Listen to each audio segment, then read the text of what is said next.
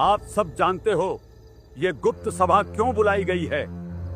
हमें जो शर्मिंदगी झेलनी पड़ रही है, उस जालिम जुलाहे कबीर की वजह से हमें जो अपमान सहना पड़ रहा है, उससे आप सब भली भांति परिचित हो। चाहे गली हो, चाहे कोई चौराहा, चाहे मंदिर हो, चाहे मस्जिद, जैसे हर जगह हमें नीचा दिखाने का मौका ढूंढता फिरता है। उसने तो मानो हमारी जिंदगी में ग्रहण लगा दिया है। मैं अपने साथ हुए बदव्यवहार के बारे में बताता हूँ। मैं काशी के सबसे बड़े भव्य मंदिर में वर्षों से शास्त्र पढ़ाता आया। लोग बड़ी श्रद्धा और आदर से मेरे चरण छूते थे, पर एक दिन अचानक वो जुलाहा कबीर वहां आ पहुंचा। यज्ञ, व्रत, दान ही मोक्ष का मार्ग हैं, यही परंपरा है। आप भोली भाली जनता को गुमराह कर रहे हो। असली दान वही है जिससे आत्मा का उद्धार हो, और उद्धार केवल नाम सुमिरन से होगा। जुलाहे, तू वेदों का अपमान करता है। मैं वेदों का अपमान नहीं करता, मैं उनका सार कहता हूं। वेद भी यही कहते हैं कि मोक्ष नाम सुमिरन से है और परमात्मा साकार है, जिसका प्रमाण हमें ऋग्वेद मंडल 9 सूक्त 82 मंत्र 1 में मिलता है।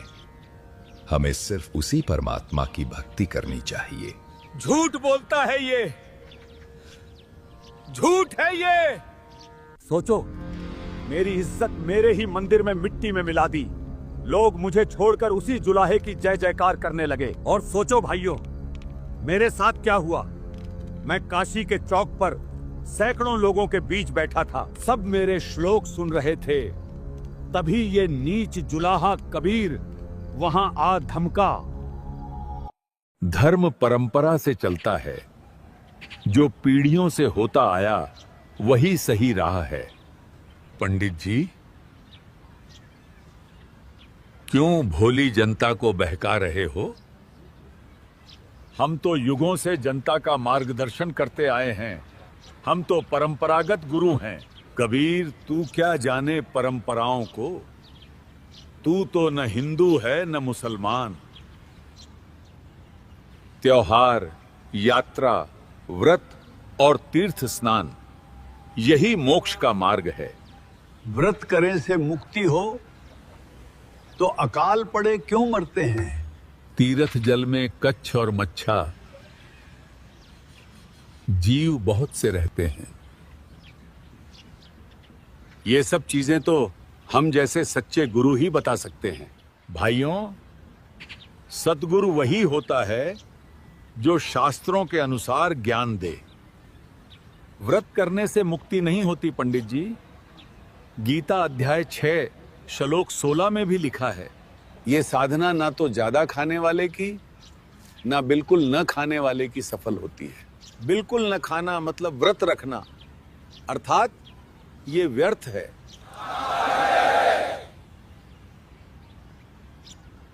ये जुलाहा झूठ बोल रहा है। गीता में ऐसा कुछ नहीं लिखा है। ये जुलाहा मुझे चौक में नीचा दिखा गया। मेरी विद्या, मेरा मान सब मिट्टी में मिल गया। भाइयों, इस कबीर ने तो हमारा जीना हराम कर दिया है। हिंदू धर्म की जड़ें खोखली कर दी। केवल हिंदू ही नहीं, ये जुलाहा मुसलमानों को भी नहीं बख्श रहा है। सुनो मेरे साथ क्या हुआ। ये अल्लाह का घर है।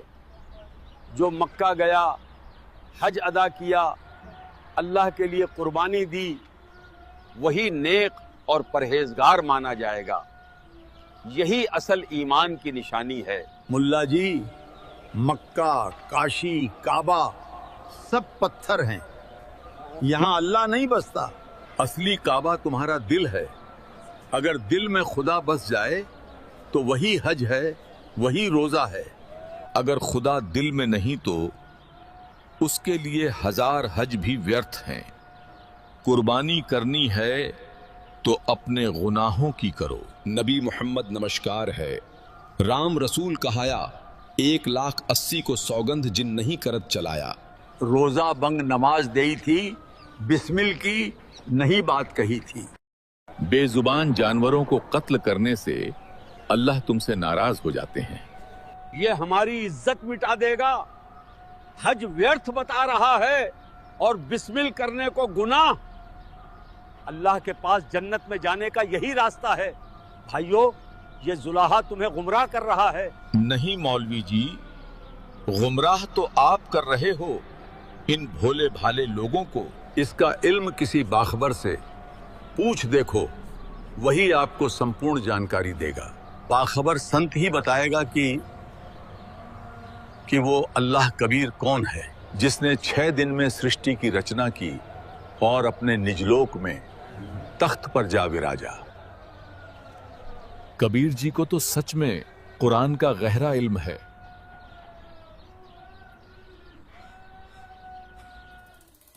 भाइयों, हमारी मस्जिदों में घुसकर ये हमारी आबरू मिटा रहा है। हिंदू हो या मुसलमान, ये सबका दुश्मन बन चुका है।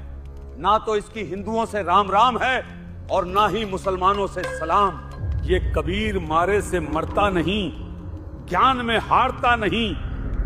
अब हम करें तो करें क्या? हमारी इज्जत मिट्टी में मिल गई। लोग हमें छोड़कर उसी की जय जयकार करते हैं। बस अब बहुत हुआ। लो, हम सब यहीं आत्मदाह कर लेते हैं। जहर खाकर अपनी जान दे दें। ऐसी जिल्लत की जिंदगी जीने से अच्छा है मौत। हौसला रखो, मौत समाधान नहीं है। याद रखो, हम सबका दुश्मन एक है। अगर हम खुद ही हार मानकर जान दे देंगे तो क्या होगा? हमारा दुश्मन तो स्वतः ही जीत जाएगा। एक उपाय है। एक पीर साहब हैं, वे कबीर से उतनी ही नफरत करते हैं जितनी हम करते हैं। वही हमारी मदद करेंगे इस कबीर को रास्ते से हटाने में। अरे मुल्ला जी, जल्दी बताओ, ऐसे कौन पीर साहब हैं जो हमारी मदद कर सकते हैं? उन पीर साहब का नाम है शेख तकी। क्यों ना हम सब मिलकर सिकंदर लोदी के दरबार चलें और पीर शेख तकी जी से मुलाकात करें। आपने बिल्कुल सही कहा। यही आखिरी उम्मीद है हमारी काफिर कबीर से निजात पाने की। हाँ, सही कहा। अगर शेख तकी हमारे साथ हो जाएं तो कबीर को कोई नहीं बचा सकता।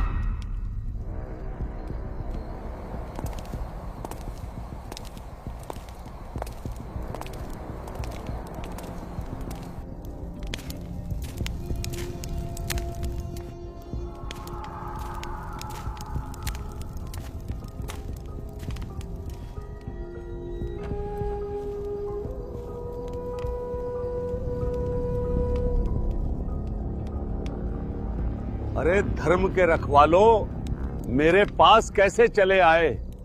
सब खैरियत तो है? धर्म के रक्षक तो आप हैं पीर साहब। धर्म पर बहुत बड़ा संकट आन पड़ा है, इसलिए आपकी शरण में आए हैं पीर जी। कैसा संकट मौलवी जी? कुछ तो बयान करो।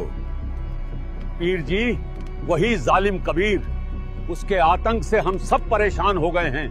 हिंदू हो या मुसलमान, किसी को भी उसने नहीं छोड़ा। उसकी बातों से लोग मस्जिदें छोड़ रहे हैं। वो तो कहता है हज और रोजा हराम हैं। अब बताइए, इस नीच जुलाहे कबीर को और कितनी देर बर्दाश्त किया जाए? अच्छा